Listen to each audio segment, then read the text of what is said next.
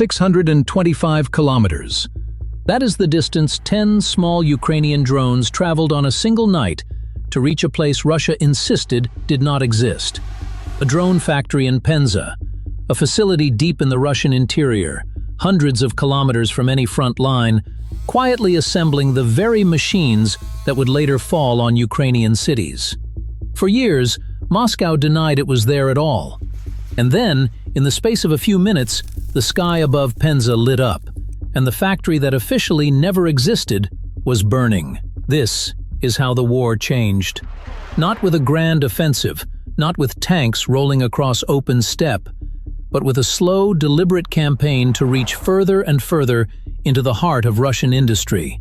And to understand what happened over Penza, you have to understand what Ukraine had to build first, and what it had to outthink. Let me set the scene. Just a year or so ago, the idea of striking a target 1,000 kilometers inside Russia was treated as fantasy. 1,500 kilometers, a refinery near Perm, deep in the Ural Mountains, was pure science fiction.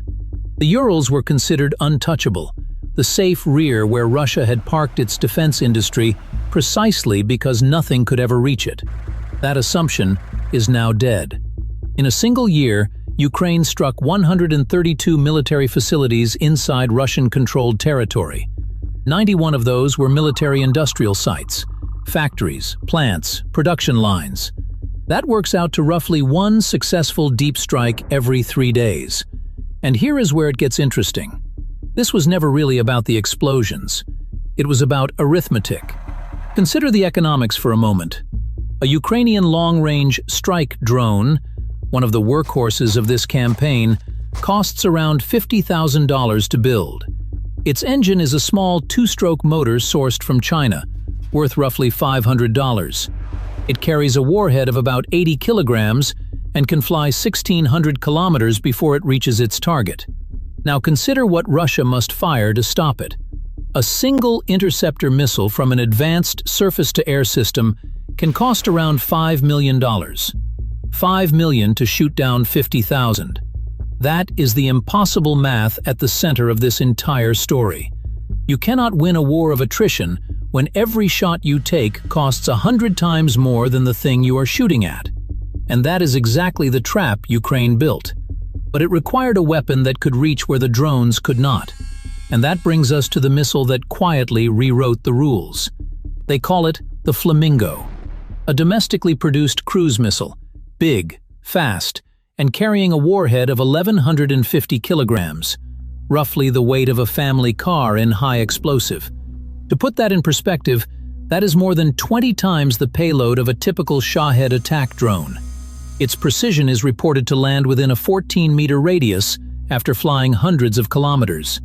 When it struck a munitions plant at Sterlitamak, around 1,000 kilometers from Ukraine, the shock wave reached a facility that had believed itself completely beyond the reach of the war. And when Ukraine reached a ballistic missile plant at Votkinsk, 1,400 kilometers from the border, a plant tied to the production of some of Russia's most feared missile systems, the damage was described as massive. This was the first time Ukraine used a missile of its own design and manufacture to strike that deep.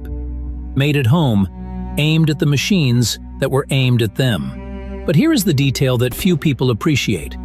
Reaching the target is only half the problem. Surviving the journey is the other half. And that is where Ukrainian ingenuity becomes almost invisible. Think about how these drones actually fly.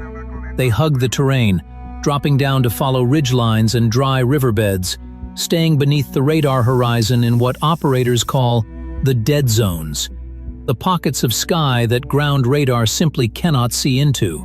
Their radar signature is engineered to be as much as 50 times smaller than a fighter jet. Some drones cut their own engines mid-flight, briefly vanishing from radar entirely, then descend to around 50 meters, where their reflection blends with the ground clutter, creating ghost contacts that confuse the operators watching the screens. And when GPS jamming hits, and it does, from powerful electronic warfare vehicles designed to blanket the sky with interference, the smarter drones simply switch to a backup.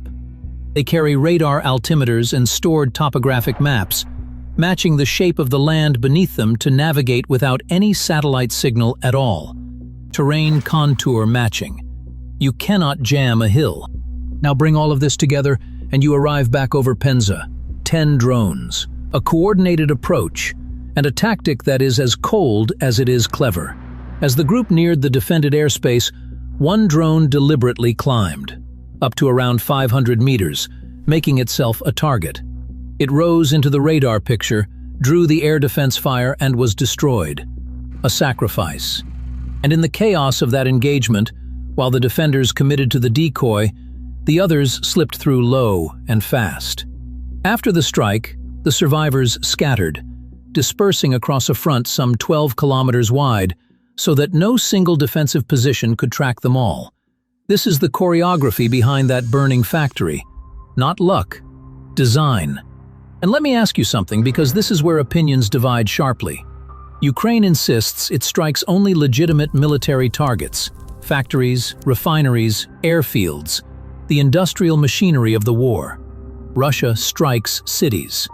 Do you see these deep strikes as a fair and proportionate response, hitting the very plants that build the weapons killing Ukrainian civilians?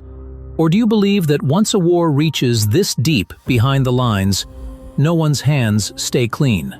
I would genuinely like to know where you stand. Tell me in the comments, I read them. Now, the choreography of a mass raid is a discipline all its own. In one of the largest coordinated attacks, 361 drones were launched at once, from scattered sites, farm fields, highway rest stops, timed through what planners call backward scheduling.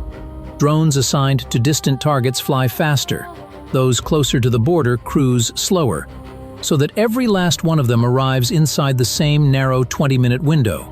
The goal is saturation. You do not defeat a modern air defense network by outrunning it. You defeat it by giving it more targets than it can possibly engage, and forcing the operator into a decision no human can make correctly in the seconds available. There is a human cost to that ingenuity too. When Ukrainian pilots flew Soviet-era MiG-29 fighters carrying modern Western glide bombs, the two systems did not want to talk to each other.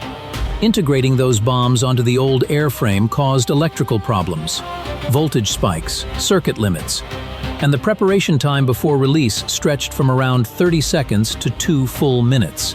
2 minutes is an eternity when you are climbing into exposed airspace with every warning receiver screaming. Ukrainian engineers improvised, adapting salvaged parts, reportedly even components from tanks, to build the mounts they needed. This is a war being fought with whatever works, welded together in workshops far from any factory floor. Speaking of workshops, we have a full separate video on how Ukraine's drone industry actually functions. That so-called Amazon for drones model, where frontline units order weapons directly from a catalog and civilian businesses pivot overnight into defense production. If this side of the war fascinates you, that one is worth your time. And if this kind of breakdown, the how and the why behind the headlines, is what you come here for, then you already know what to do.